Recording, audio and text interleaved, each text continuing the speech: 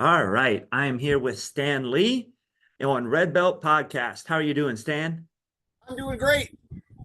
Awesome. So I've known you, followed you on the internet for a long time, but tell us, for the people that may not know you, tell us a little bit about yourself. Well, I have been a school owner since 1995, been in the industry since 1992. I was probably a little bit luckier than most in that I actually came into the industry with a business degree and sales experience and kind of hit the ground running, so to speak. Where I know a lot of people that came from a pure martial arts background and had to kind of catch up on those skill sets. I had them right from the very beginning. Um, what happened was is after I graduated from college specializing in finance, I took a job as a stockbroker for 2 years, did financial consulting, and then I retired from that because I had a an occupational restriction called integrity, which is something you can't have to be successful in that particular industry.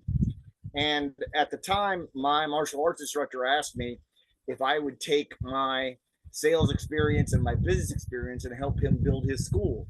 He decided we had a very serious fighting school where all we did is put on bag gloves and shin guards and beat the living crap out of each other. On a regular basis. And I thought that was great. I had a good time, but it definitely wasn't a recipe for making money.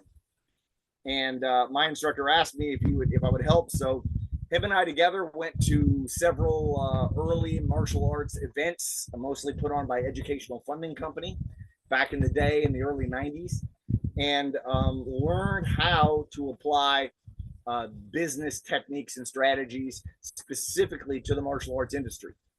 I helped him build his school up to in the 90s where we were doing $25,000 a month, which was unheard of back then. And him and I had a falling out eventually, and I opened my own school in 1995. All right. So what is that behind you? Where are you? Tell us a little bit about that. I am currently on my yacht. I own a 48-foot cruising catamaran, and we're in the British Virgin Islands. I am at Norman Island right now, right next to the infamous Willie Tees. If you Google Willie Tees on YouTube, you'll see a bunch of naked people jumping off the second story of a boat. It's a very popular tourist trap. And we came here to kind of take in the vibe. It's beautiful. There are yachts all around me. There's a super yacht right behind me. Let me see if I can show everybody. Let's see if you can you see it over there. Yep. There you go. All right, that's right behind me, and we're just soaking up the sun. I'm semi-retired from my school. I basically do 3 months on, 3 months off, or something similar to that, where I my staff is currently running my school. I spend 3 months on my yacht sailing the Caribbean, and then we go back and do some training, do some testing, and come back to the boat. So it's a pretty amazing life. So in other words, system wise, you do come back to your school, but system wise, you're more or less removed and have been for a while. Yes, yes. I mean, there are some things I still hold for myself. I still consider myself the quality control guy to a degree.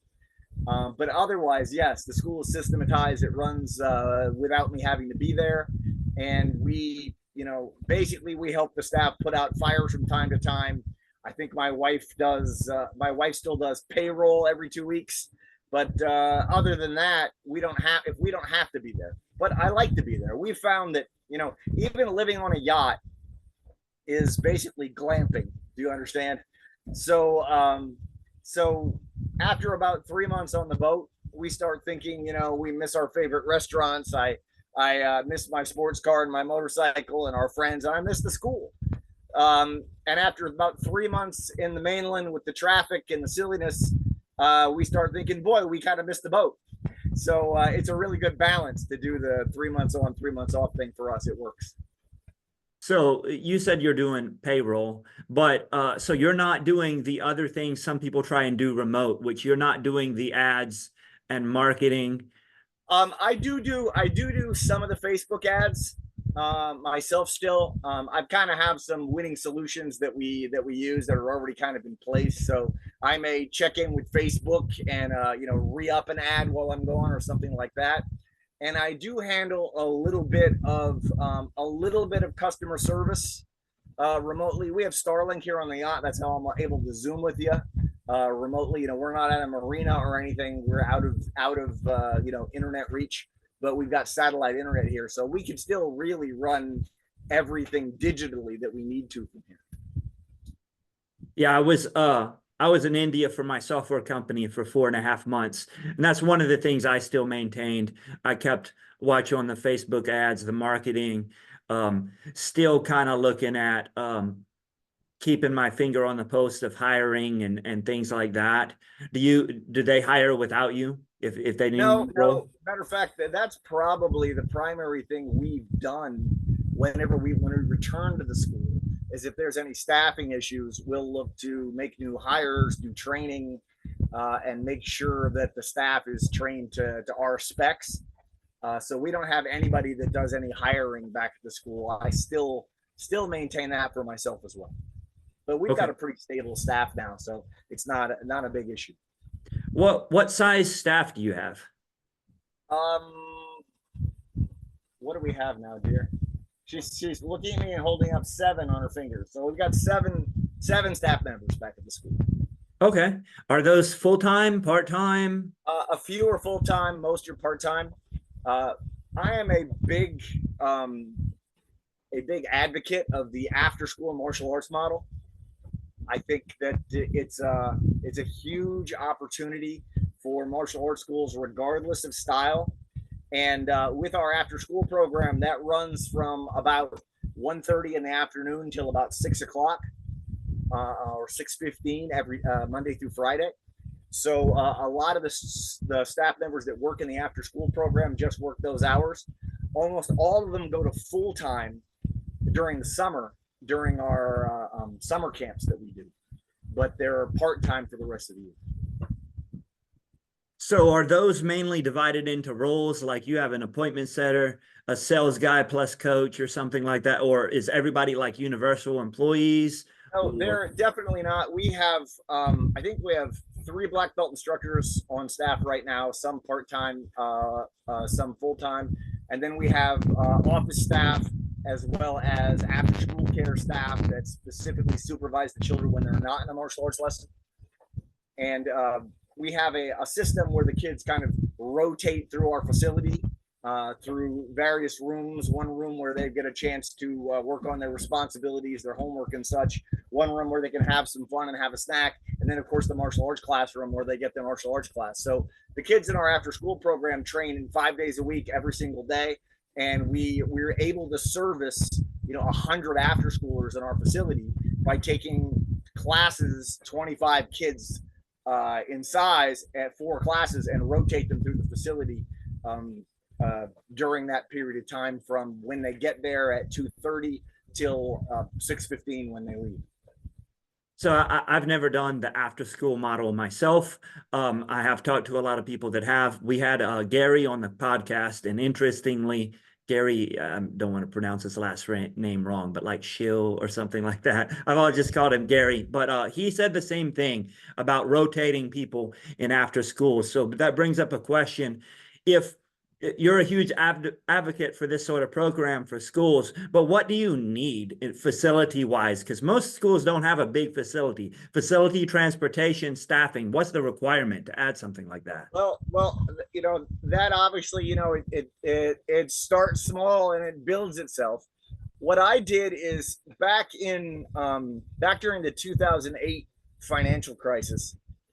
At that time, I had kind of phased out my after school program and was focused strictly on regular lessons like most schools do.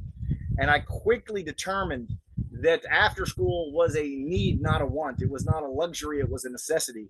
And in poor economic times, it was much more reliable than regular lessons. I'm in a sleepy little tourist town with a relatively low median income in Florida. And we found that our after school program was very reliable in various times over our history, whether it be back in back during various financial crises that the country has been through in the almost 30 years I've had my school going. That's been something we could always depend on. So, except of course during COVID, when they closed the schools, it's difficult to have an after-school program, right? So that was a very trying time for us. Luckily, in our state, it only lasted about 3 months before we were able to get back in action again. But it's easy to get started, in my opinion, and you may quickly outgrow your current facility. We have about 4,000 square feet, and I have that 4,000 square feet specifically focused on servicing as many after schoolers as possible. So we have one room that's two stations, our large after school room. We have another room that's our responsibility room, and then we have the martial arts classroom.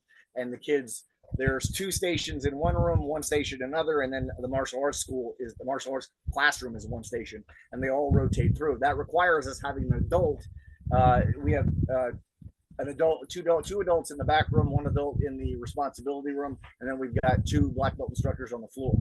So it does require some staffing, but when you think about the average martial arts school owner spends a majority of his time on marketing because he's constantly trying to refill this bucket with a hole in it. Okay. And he's constantly scrambling and saying, if I don't enroll 25 people this month, I'm going backwards.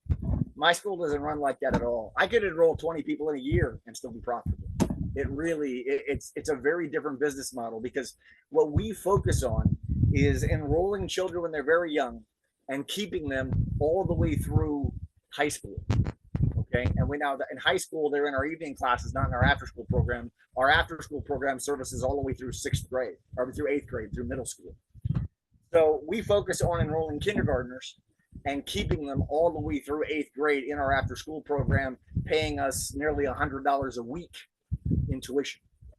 So the lifetime value of a student for that kind of customer is huge, right?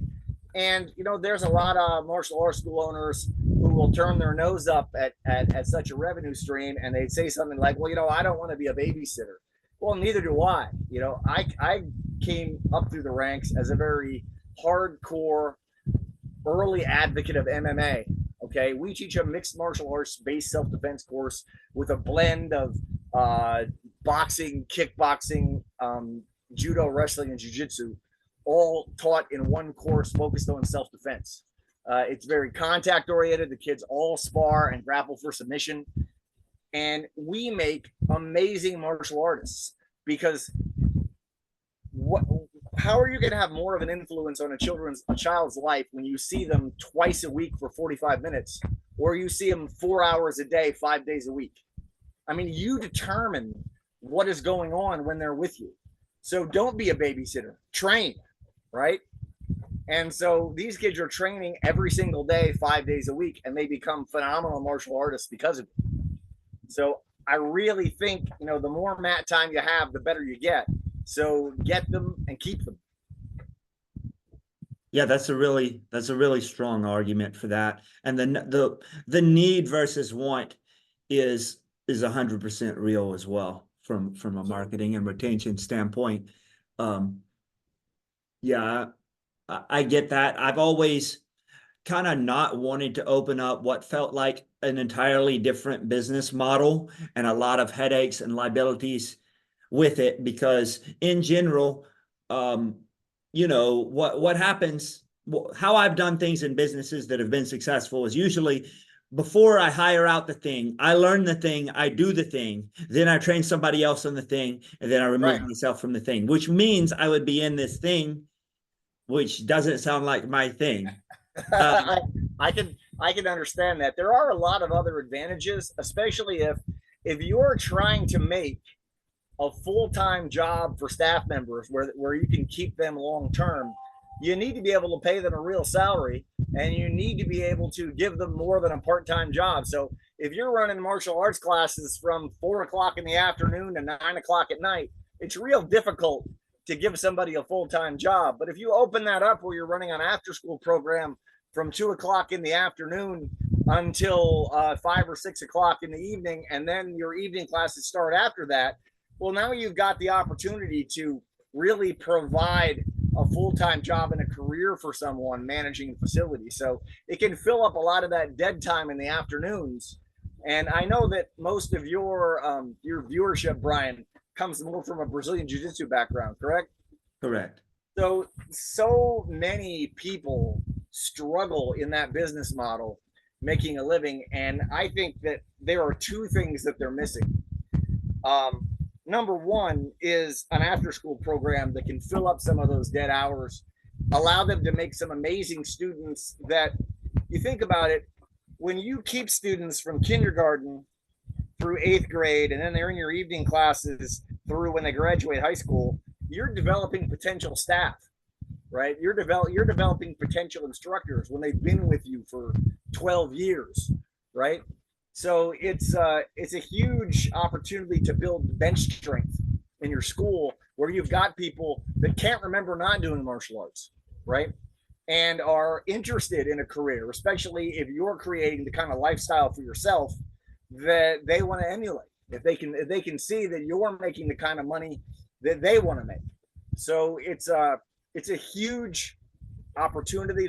So the one thing is the after school career, but the other problem that a lot of Brazilian Jiu-Jitsu peoples or instructors need to learn from the traditional martial arts genre is a focus on character development.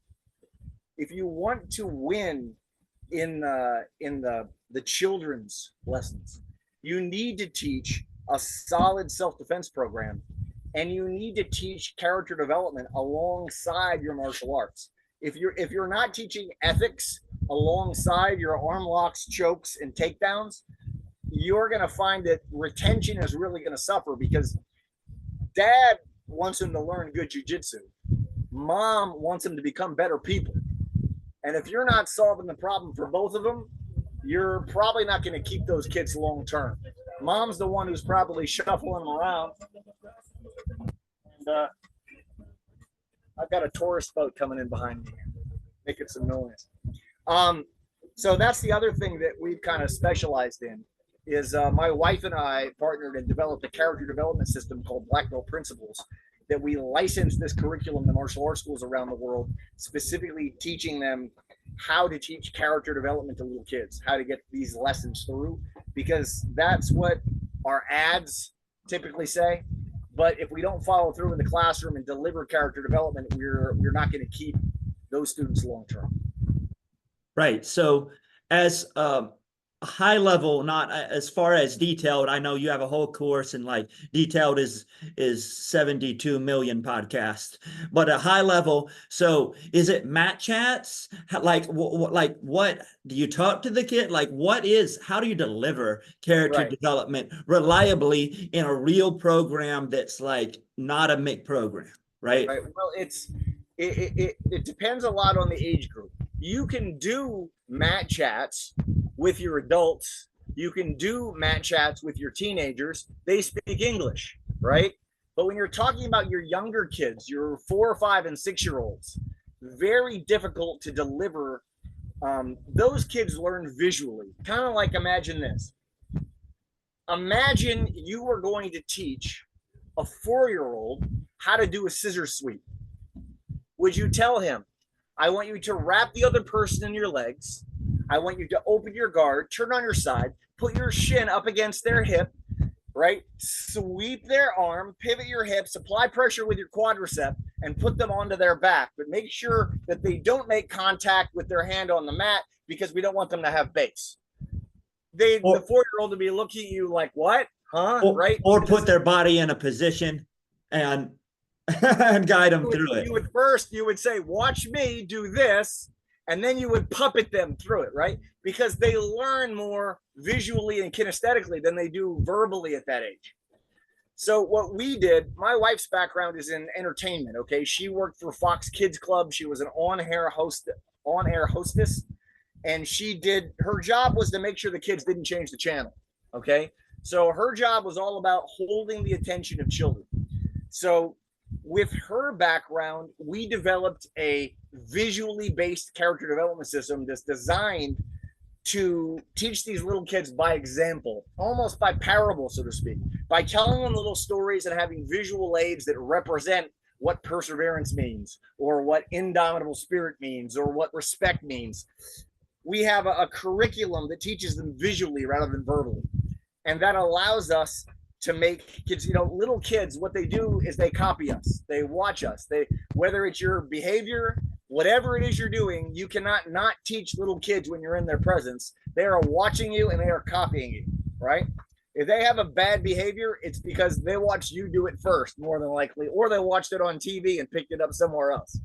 So we created a curriculum that teaches visually rather than verbally using cartoon characters. And I know there are a lot of big, tough jiu-jitsu guys who want to say, well, I would never have a cartoon character in my school. Well, what do you think those kids are, those 4 and 5-year-olds are doing when they're not at your school? They're looking at that tablet and they're watching cartoon characters. And if you don't communicate to them in the way they're used to learning, you're probably not going to get through to them. So as an example, because we were on the same page when you say, hey, this alongside the classes, I was thinking, man, you could sit in a mat chat with the little kids. It's just it may sound good to the parents, but it's not gonna really sink in. So we're on the same page. Yeah. That's why I was wanting to ask more for like the general examples here. Yeah. So the cartoon character is like a picture on a poster, or? Yeah, well, what we actually do, we used to actually print posters. We'd print up 4 posters every month, and we had all this DVDs and all this stuff, and we used to box all this stuff up and ship it to martial arts school owners all over the world. But we've gone from the Blockbuster model to the Netflix model, right? So now it's all digitally delivered.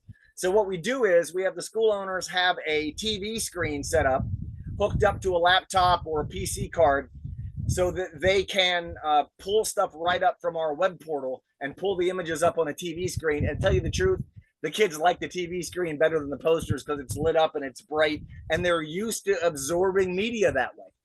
And we've produced 2 full-length cartoons, as well as dozens of cartoon clips that introduce the theme of the month and conclude the theme of the month, and then 4 visual aids each month, matching coloring sheets that go that match those images, so the kid sees the image. And the mat chat for the little kids, rather than being a verbal speech where you talk to the kids, it's more of a leading question and answer session where we pull up this video of our little cartoon character and he's cleaning his room. And it would go something like this. Hey, everybody, it's Harry time. Let's see what Harry's up to. And they can't wait to find out what Harry's up to, because to them, he's equal to SpongeBob, Paw Patrol, or whatever they watch on their TV, because they've watched his cartoons before. My wife has written 10 best-selling children's books on Amazon. So these kids really respect Harry as a celebrity to them, right? So they look up at the screen and we start asking leading questions. So where's Harry at today? Oh, he's in his room? Really? And what's he doing? Oh, he's picking up his toys. Hey, that's awesome. Hey, wait a minute. Is Harry's mom in the room? Is she telling him to pick up his?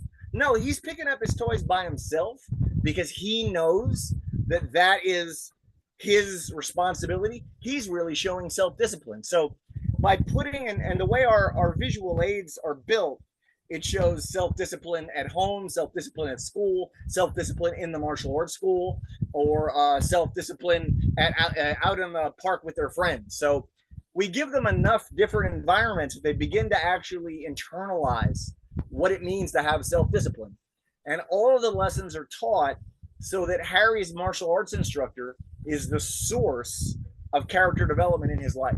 So we want the parents and the children to look at the martial arts instructor as a role model, okay? As someone that they can go to who can help teach them how to live a better life, and how to, all these principles that martial arts is famous for, that we need to be that. Of course, as a jiu-jitsu guy, that also means that you gotta try to live up to that role, right? We all know that there's plenty of awesome people in jiu-jitsu.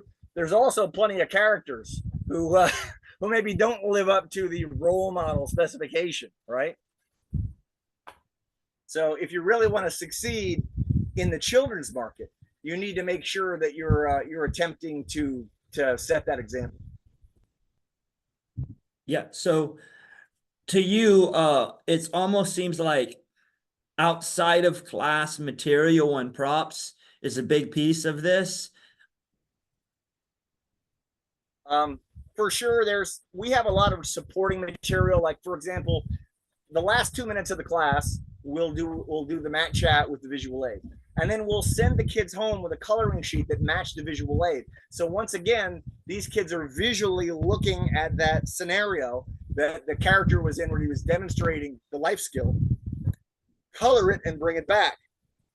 We'll then give that child positive reinforcement, put that coloring sheet up on a bulletin board in our school, because nothing shows that you stand for character development in your school like a bulletin board full of coloring sheets from kids. Every mom in your school probably has artwork their kid prepared on their refrigerator at home, right? So it kind of shows you're on the same page, and that's going to result in a lot bigger and stronger kids program. And I know there's a lot of resistance out there in the jiu-jitsu market on teaching children in some cases, but I don't know about you.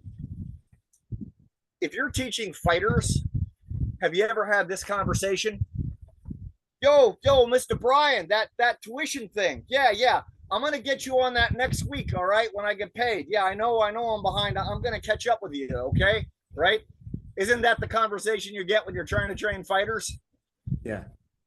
Right? It's very difficult to run a business model because adults will very rarely make sacrifices for themselves, but they will make sacrifices for their children. They'll sacrifice anything for their kids. I just think that's a better business model. And it allows you to make better martial artists, right? If I start training somebody at 16 and 2 years later he moves away to college, I had 2 years with him. Okay, maybe he's a blue belt, right? Maybe. But if I had someone who started when they're 3 or 4 and kept them all the way until they're adult, I've got an opportunity to create some amazing martial artists that way. And adults have all kinds of, whether it be job problems, school problems, joining the military, girlfriends, motorcycles, whatever it is. There are all kinds of obstacles in the way to get them to train consistently and pay tuition consistently. Parents generally don't have those kind of problems. Yeah. And I will say that if for the martial arts school owners that have the traditional mindset is like, I'm not all about the money. I'm here. What do they usually say? Oh, I want to change lives, or I want to produce champions. Okay, for my whole thing for those two though is same page as you, is if you have someone since they're 5, you have a much better chance of changing their life. Sure. And the other is, if you look at the coming age of jiu-jitsu and MMA and how it's looking like now, you're seeing more and more of these people that the champions started training a long time ago, just like other sports. It didn't used to be here because it wasn't available to so many people. But now, just like wrestling and whatever, how many champions started when they were 5? Oh, I don't want to train 5-year-olds. Okay, but you want to make world champions, and most world champions started when they were 5. So, yep, very, very, very true. 100% agree with you. I remember when I started teaching for my instructor. My instructor was an ex-Green Beret. He was 2 tours in Vietnam. Was a very early adopter of mixed martial arts, as we were. We were doing jiu-jitsu in '93 before the first UFC, and he was afraid of nothing except a class full of 4, 5, and 6-year-olds, as he immediately gave me that job when we started teaching kids that young. It definitely is a skill set. To hold their attention, you really need to be a character. You need to be larger than life. And I personally love teaching that class because those kids have more enthusiasm than anyone. I mean, I could go out in the middle of the floor with a bunch of 5-year-olds and say, okay, everybody, today we're all going to stand on our head and drool. Are you ready? Yes, sir. And they would all start doing it. They will do anything. And it's really great to have that kind of enthusiasm in a student. I think it's a lot of fun. We really enjoy it. So in terms of not interfering with other programs, it's kind of at a different time, right? So do you feel like you have strong adult programs? What sort of adult programs do you have? I would not say our adult program is not very strong, in that primarily the adults that train at my facility are parents of children that are training in a family program, because we've got such a great reputation for what we do with kids. It's still our primary focus, right? So we don't have a huge adult program. We do have evening classes that happen after the after school program happens, and go, through till later in the evening. And you have the opportunity to do that. With an after school program, though, you do typically have to start your evening classes a little bit later in the day, or you have to have a facility where you have a place those kids can be, because parents don't get off work until typically 5-6 o'clock. So you're going to have them at least until 6 o'clock.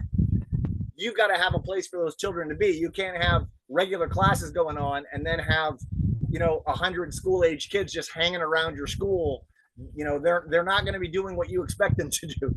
So unless you have space set aside in your facility. So what I did is I started off with my current facility with about 3,000 square feet, and then I expanded into the next unit next to me and added another 1,000 as we grew, to have more space for the kids to be when they aren't in class for after school. So sometimes as you grow the facility, the easiest way to start an after school program is if you have a good kids program. I mean, Brian, in your school, how many school age kids do you have? Oh, I'd have to go look at it, about probably 50. Not like, we're mainly an adult school. Right. Well, if you have 50 school age kids, at least 20 of them are probably already in an after school program and are paying somebody else to provide that service. So it could be, and there's parents would love to have them be with you for 4 hours a day instead of be wherever they are now, right? It's because our competitive advantage with teaching character development and self-defense and physical fitness and sport and everything else that we teach, most other after school programs, those kids are sitting in a cafeteria for 3-4 hours, or they're on a playground just going down a slide. They're not doing anything constructive or learning anything. So we have such a huge competitive advantage. They would gladly pay you for that service rather than pay someone else. So it's real easy, and that instantly could provide you with the revenue to purchase a 15-passenger van, to maybe rent the unit next to you, right? If you had 20 new kids paying you almost $100 a week, right? That's $8,000 a month. You could do a lot with an extra $8,000 a month. Sure. Yeah. As far as the staff to drive the vans, to mainly to drive the vans is my number one concern, but also to be these different stations and facilitate interactions with pickup and drop off and parents and all the things. So are we going to look inside of our school, outside of our school? What's your thought on that? Well, I would definitely say the first is to give your current staff opportunities to work more hours and earn more money, right? That would be my first opportunity, to try to create more of a career out of something that might be a part-time job for them right now. So I would certainly start with that. And when we first started the program, of course, my wife and I did everything ourselves when we first started it. And then we worked our way into, once we had the students, well, there was enough money coming in to afford to pay anyone. So yeah, I would definitely look for moms that are already involved and interested in a part-time job or that kind of thing. That once you have the money and you can afford to pay the salary, it's easy to find people. Okay. Now, so the only caveat I have a 60-passenger bus and a 38-passenger bus. Finding those people are difficult, right? We call them unicorns. I've got to find somebody with a professional driver's license who wants to work maybe 2 hours a day. So we find retired bus drivers, so on and so forth, and have to pay them top dollar, because it's difficult to find somebody with a professional driver's license who wants a part-time job. For sure. So I heard a story of yours recently talking about one thing that made you want to get back into martial arts after taking a little break after the falling out with your instructor was you ran into a student that told you that basically uh, adult student that was having had his family there, and but was basically coming into class intoxicated or with alcohol on him, and you had a talk with him, and you basically turned his life around. So you wanted to get involved because of that reason. So you're passionate about adults too. Do you have any we talked a lot about character development for kids. Character development with for adults is tricky because adults want to be better people and they need it, but they don't want quote unquote character development, and they're not Yes, coloring they don't. anything. Yes, definitely. They don't want to So preach to. I know when I first started, it could be as simple. Character development for adults could be as simple as recommending a book.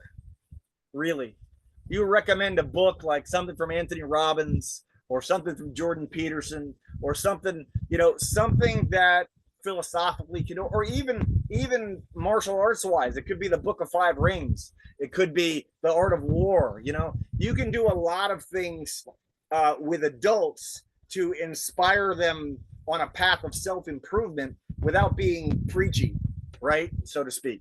And I agree with you. Or it could be, Hicks and Gracie's book. I just finished Hicks and Gracie's book, Breathe, right? So there's a lot of material out there that you could use, even for those hardcore jujitsu guys, to kind of inspire them to maybe show a little more self-discipline, maybe party a little less, maybe be a little more serious about their progress. There are a lot of things you could do that's not giving a mat chat about when you were in Brazil and what you did. There's a lot of material out there to pull from that really doesn't even cost you much at all on the adult end to stand for something, right? To stand for something more than just, hey, I'm just here to teach you how to arm lock, choke, and do an arm drag to take somebody's back, right? You can be a little bit more of an inspiration. And, in my opinion, if all you're teaching is physical martial arts and not adding some philosophy, you are creating monsters to a degree, right? You are giving people, it's a huge responsibility to have the power of life and death, and not try to urge them to use their martial arts in a responsible way, to be healthy, all the different things. So yeah, I really think it's important to share some philosophy even with your adult students, because we're the jujitsu came from the samurai, right? and there was philosophy taught right alongside all the physical techniques. So to go in a little bit more in depth of that, would you say that at the end of class, at school functions, individually for people? So how do you systemize it and make it part of the program? Because I think most school owners, whether recommend a book or tell them something in personal conversations when it comes up, right, they will share something, right? But it's not systemizable. Just like before we had like Red Belt software does reminders for attendance and MIA, all of us without that, I haven't seen so-and-so in a while. We'll hit them up, but without systems, you miss people and you don't do a good job at scale. So is there a systems for what you're just talking about?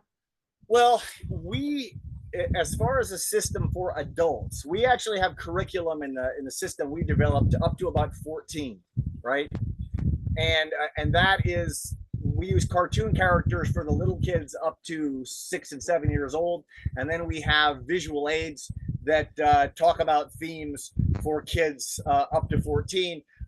If you wanted to do that, one thing I used to do is just, if you have a written curriculum, put recommended reading in there, right? Put a book in there. I mean, we have a long time in between, if your guys are primarily teaching jujitsu, it's a long time between belt promotions. I don't think it's unreasonable to ask someone to read a book in between white belt and blue belt, or in between blue belt and purple belt. I don't think that's a difficult thing to do, right? So you could just put recommended reading, even stock some of the books, get a wholesale account with a publisher, buy some of the books and retail them in your school if you recommend them, especially if you think they can make a difference in their life. There's a lot of ways you can have motivational posters hung up in your school. So system wise, another good thing I think on that personal touch. Like you said, as things come up, get interested in the lives of your students. Don't just talk to them about jujitsu. Ask them how they're doing. Get to know who they are as a person. Is this kid in college? How's he doing? How's his grades? If you get more interested in their lives and try to provide some support, you're going to create, lifelong raving fans, and just remembering that kind of thing, right? There were a lot of successful schools that focused on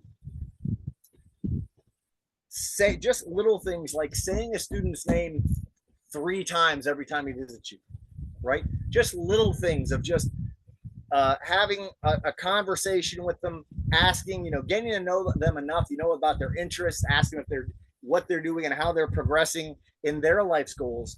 I think if they think you really care about who they are and want to help them reach their goals, you're going to have lifelong students. Can you systematize that? I think it's as simple as, the systems that software provide. Okay, if you've got attendance software, and then they know by looking, hey, this person hasn't been to class, you can take a personal interest and make your MIA call. That's reaching out and showing that you care about their progress more than calling them up because they didn't pay their tuition this month, right? If you take an active interest in their progress leads to interest, leads to retention, leads to renewals. That process is going to help you keep students long term. Yeah. And I do think that there is a difference that's missing in a lot of places. And so a lot of places do MIA calls and they take notice that, especially BJJ, that doesn't have, like, most BJJ schools are not super curriculum oriented to next promotion. So that they may take an interest in, hey, you haven't been here. Hey, what's up? But are they taking an interest in what are you reading, or like what are you working on? Like, are they really, unless you're buying private lessons with a coach, do they at a medium or larger size school, do they know what your game is in jiu-jitsu? Do they know what you're working on? Do they know your goals in life? Do they know you want to lose 20 pounds? Like, that sort of thing is a step beyond a MIA call. MIA call is easy. You can even automate an MIA text. You can have, I have a software that does it that people can buy. And then you can have text sent to your staff, tell them to call them. You have all this stuff you can do.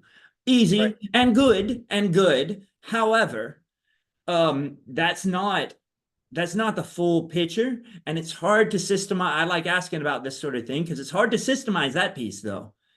I agree with you. One thing that we do in my school is every new student gets 2 private introductory lessons before they're allowed to get on a mat.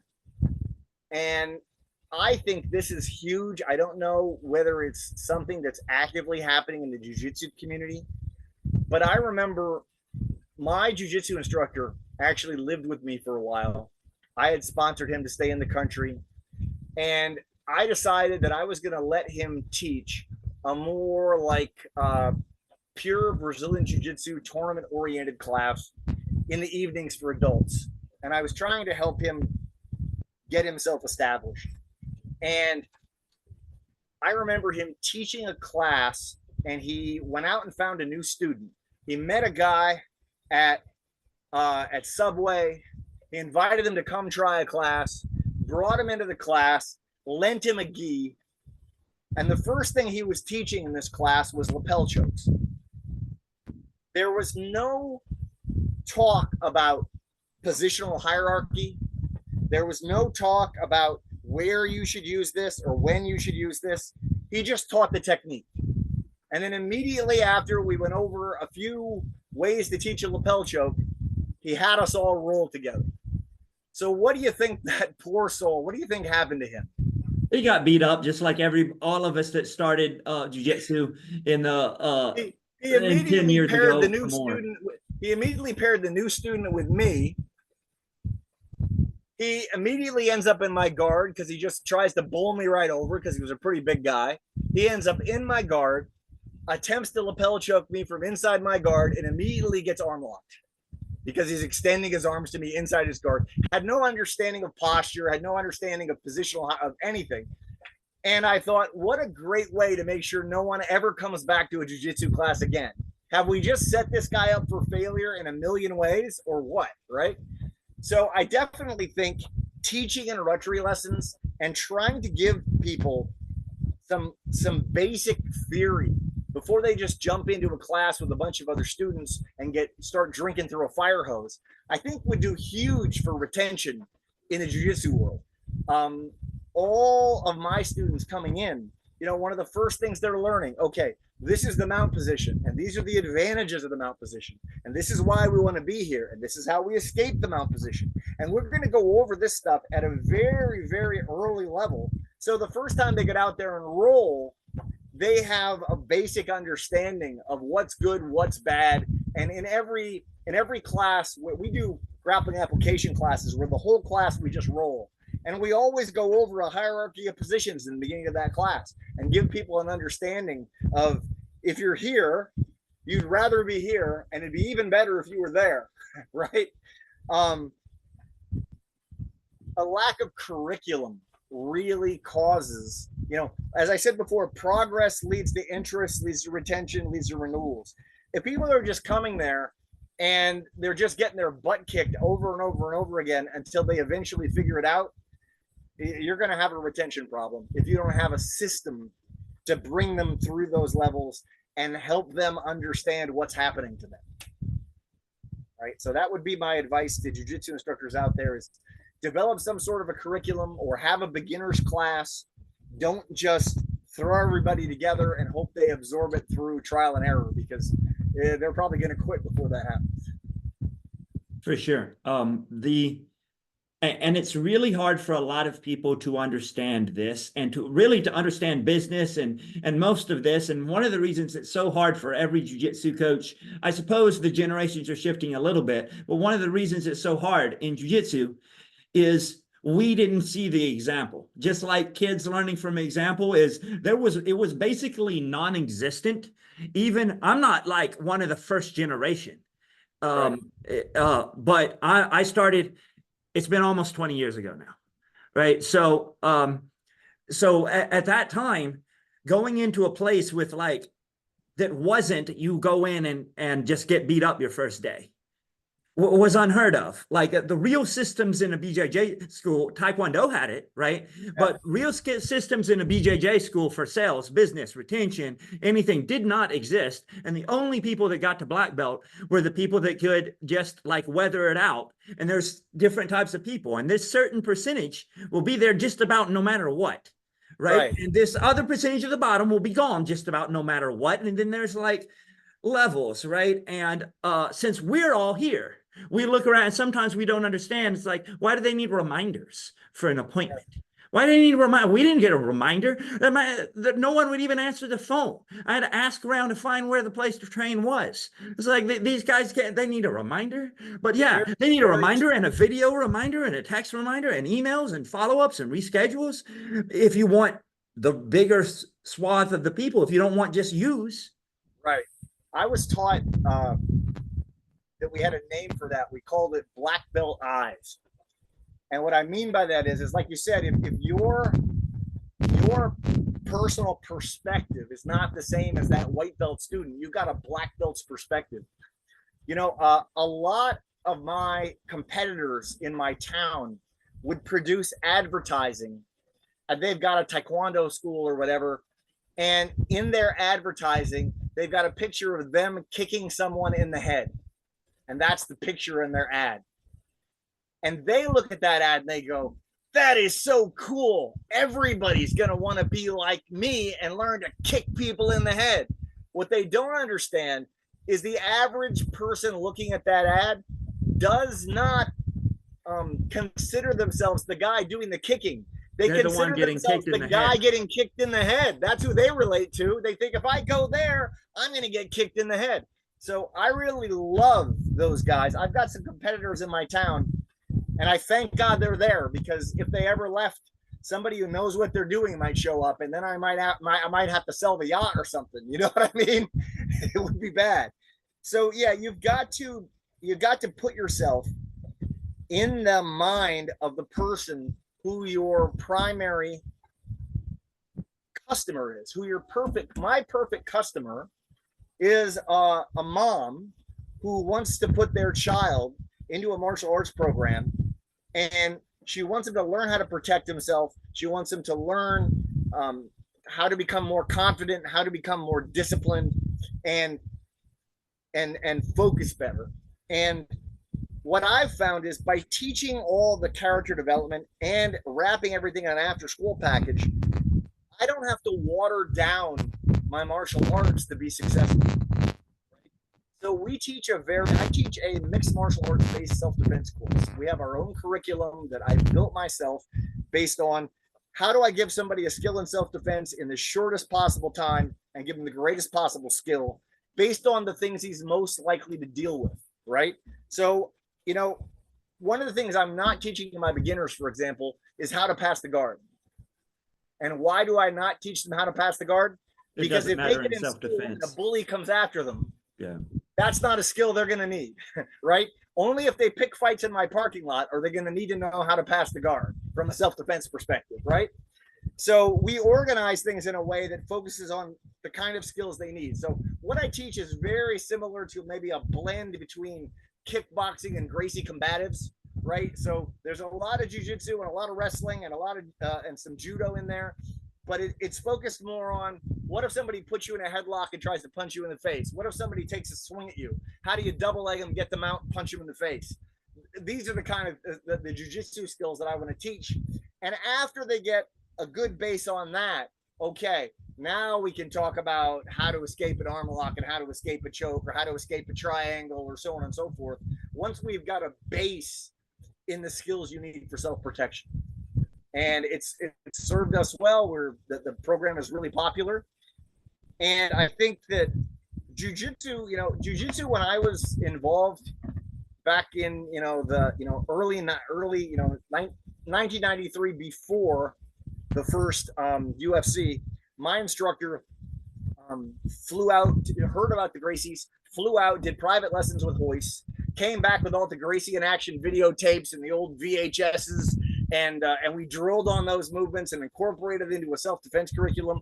Then we found out that Team Carlson Gracie was teaching out of Miami, so we would drive down and train with Conan Silveira and his brother Marcelo in Miami, and we'd bring them up for seminars and started including the really funny story. I don't know if you've heard this one. We actually held one of the first challenge matches in the state of Florida. My Taekwondo instructor, well, I call him my Taekwondo instructor, but we were more of a mixed martial arts orientation. He had his Taekwondo championships in Daytona Beach. It was called the Battle of Daytona. And we held an exhibition match where Marcelo Silveira offered to fight anyone, no holds barred, at the Taekwondo tournament. So we were trying to introduce these Taekwondo guys to jiu-jitsu because we thought this stuff is awesome. Wow, we know how to strike. Now we need to learn how to grapple, right? And so this big blue belt accepts the challenge. Marcelo, I don't know if you ever met Marcelo Silveira. He teaches out of Boca Raton now. He's a little guy. Conan was 6'4" with no neck. He's the head MMA coach of ATT, right? Yep. His brother is like the polar opposite, much smaller guy, but very technical guy. So they get out there and immediately the big guy rushes him. Marcelo pulls him into his guard, puts him in a lapel choke, and 5-6 seconds later, the guy's tapping out. And the Taekwondo guys are going crazy. They think the Taekwondo guy is winning because he's on top, right? He looks like he's on top of them. They've never seen the guard before. And then my instructor got alienated by the entire Korean Taekwondo establishment because he just showed everybody that Taekwondo is not everything, right? And that's all they preached at that time. You didn't need anything else, right? So it was a very interesting time in early MMA to get everybody to accept the fact that you needed grappling and striking. You couldn't just have one. You couldn't just don't go to the ground, right? Yeah. Sometimes you don't have a choice in the matter. So it was a lot of fun, and I was really involved with the early UFC. with when SEG owned it. I started a lobbying organization when they took it off the air and put it on satellite to try to get it back on cable. And I was meeting with state senators and athletic commissioners and trying to build that. I even had Jeff Blatnick thank me on the air in one of the early, I forget which one it was, one of the early things for the work we were doing to try to promote the sport when it was going through that real tough time. And John McCain was like leading a witch hunt to try to get it, outlawed.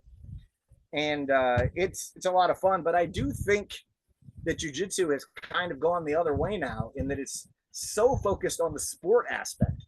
I think a lot of the self-defense is getting lost in the mix.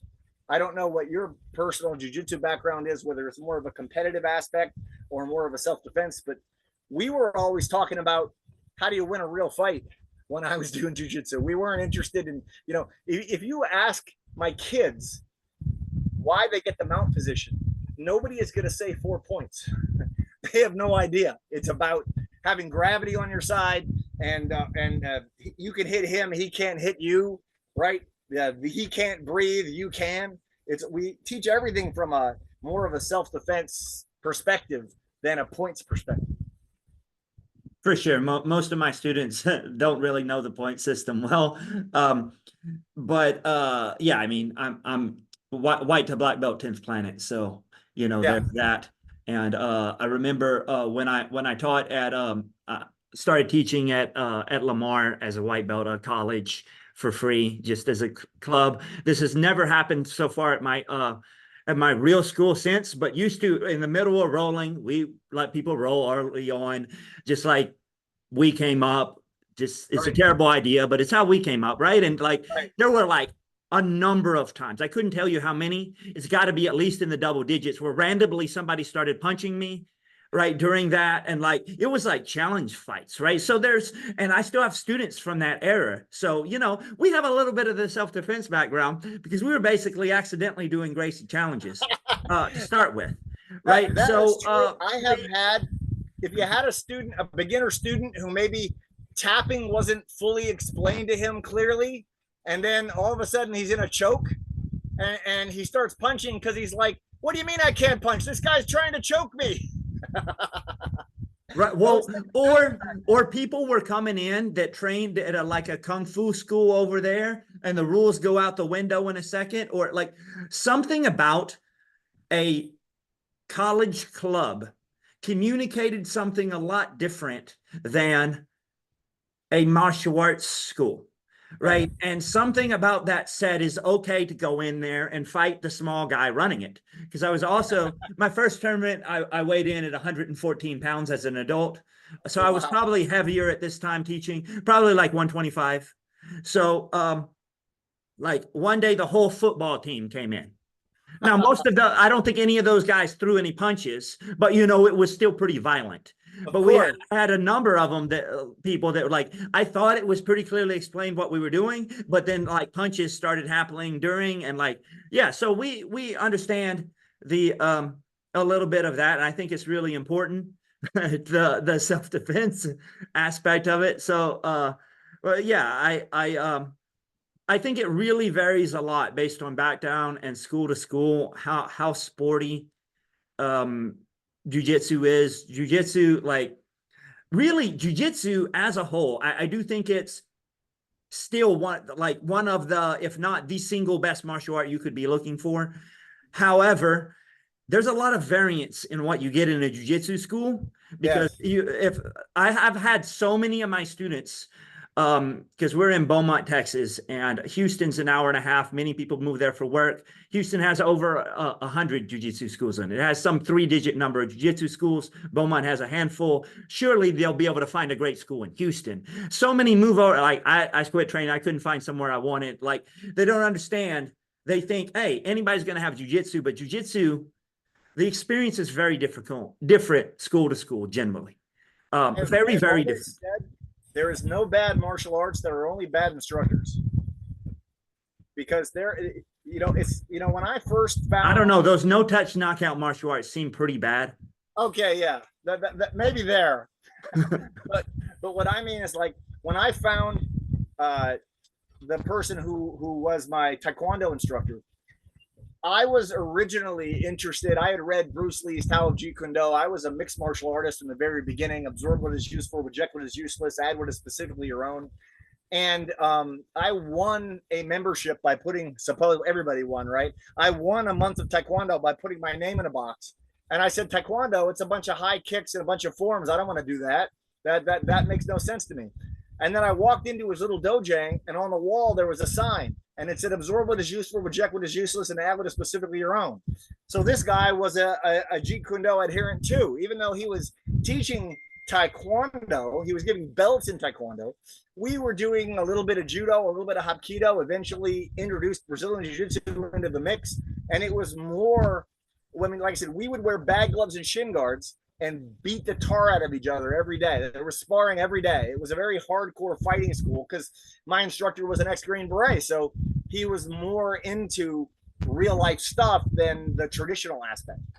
So yeah, what I'm saying is that you can go to different schools and find good theory, even though the name on the door might not be what you expect. I mean, the name on the back of my building says karate. I don't teach anything close to karate. But you know what?